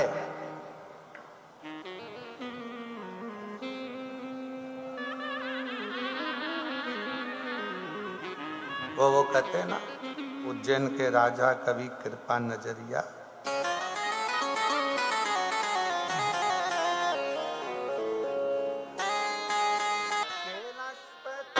है शिव जी प्यारे, कैलाश पर मेरे भोले विराजे, मेरे भोले विराजे, मेरे शंभु विराजे। स्थान पर बैठकर भगवान शिव से बड़े भाव से दिल से प्रार्थना करिए। बड़ी दूर दूर से आए हो, लाखों की संख्या में आए हो, बाबा को अपना मन का भाव अवश्य कहिए। जिस कामना से आए हो बाबा आपकी कामना पूर्ण करे, भाव से दिल से प्रार्थना।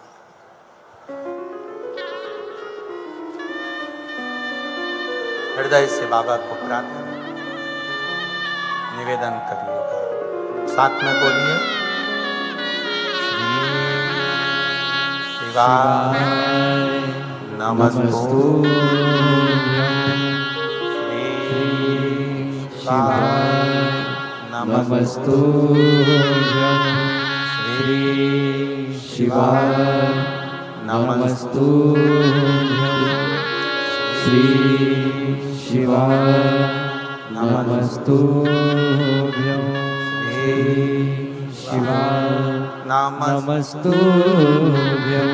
भोला सब दुख काटो हमारा, ओ भोला सब दुख काटो हमारा। शिव शंकर जप तेरी माला, भोले बाबा जप तेरी माला, भोला सब दुख काटो हमारा, ओ भोला सब दुख काटो हमारा। वेश है मंगल मंगलकारी, वेश है मंगल मंगलकारी, शमशान निवासी हमारा, शमशान निवासी हमारा।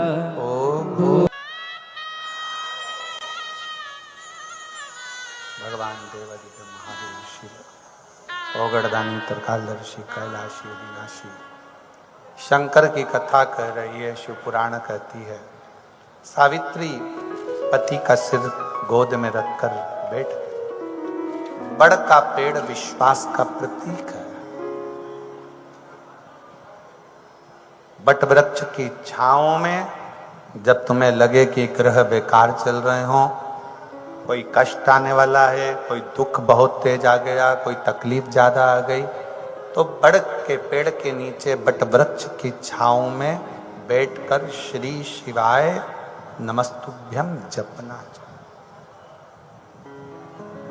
जपो।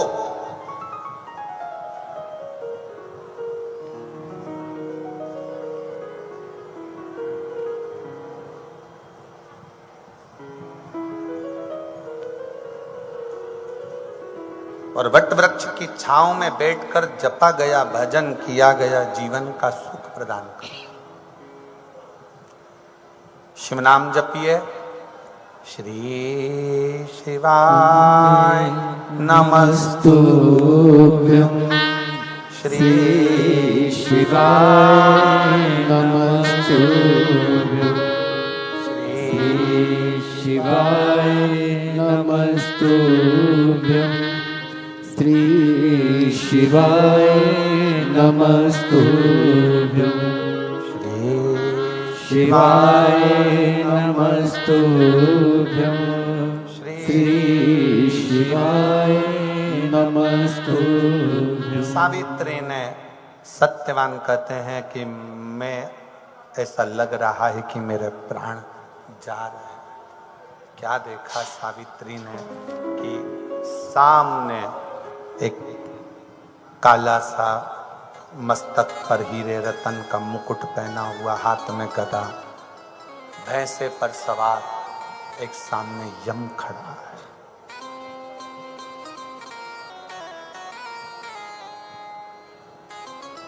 कभी तुमने सुना, कभी तुमने देखा ये कि यमराज भी सामने आकर खड़ा होकर बात कर रहा? दो, एक मार्कंडे ऋषि, एक राजा श्वेत, इनके सामने भी यमराज खड़े होकर बात कर रहा था। और तीसरे नंबर पर है माता सावित्री, जिनके सम्मुख में यमराज सामने खड़े होकर बात कर। तीन और भी हैं शिव भक्त, और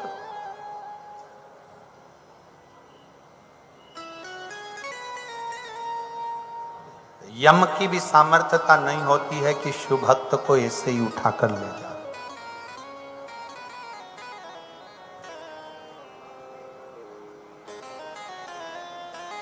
यमराज की भी सामर्थ्यता नहीं है कि शंकर के भक्त को उठाकर और ले जाए।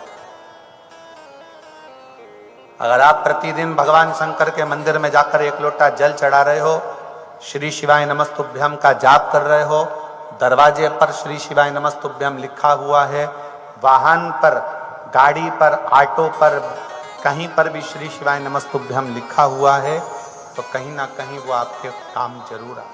शिव तत्व अगर आपके पास में है तो अकाल मृत्यु टल जाए। अकाल मृत्यु वो मरे जो काम करे चंडाल का, काल उसका क्या बिगाड़े जो भक्त हो महाकाल का। जो शिव की आराधना में क्या सामने यम खड़ा है,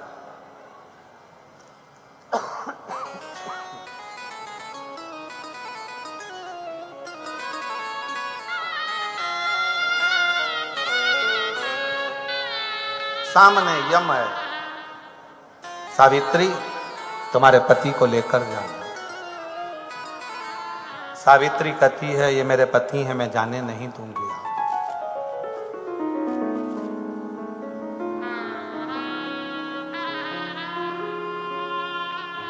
आप जानते हो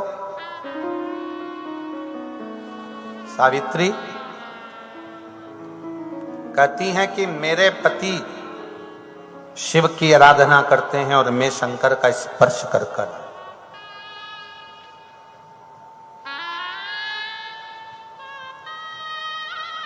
यमराज ने कहा तुम्हारे स्पर्श के कारणवश ही हम तुम्हारे सामने आकर खड़े हो गए हैं और तुमसे पूछ रहे हैं कि इसको ले जाए। ले जाने लगे, आप अपना कर्म करो, मैं अपना कर्म करूंगी। शिव महापुराण की कथा कहती है शंकर के भक्त को अपने कर्म में लगे रहना चाहिए, बाकी का निर्णय तो शंकर करेंगे। यमराज ले जाने लगे, सावित्री पीछे पीछे जाने लगी। आखिरी में यमराज ने सावित्री से कहा कि तुम शंकर का स्पर्श कर कर आई हो, इसलिए मेरा मन है कि तुम कुछ मांग लो। 4 वर मांगे। ससुर का गया हुआ राज्य वापिस आए,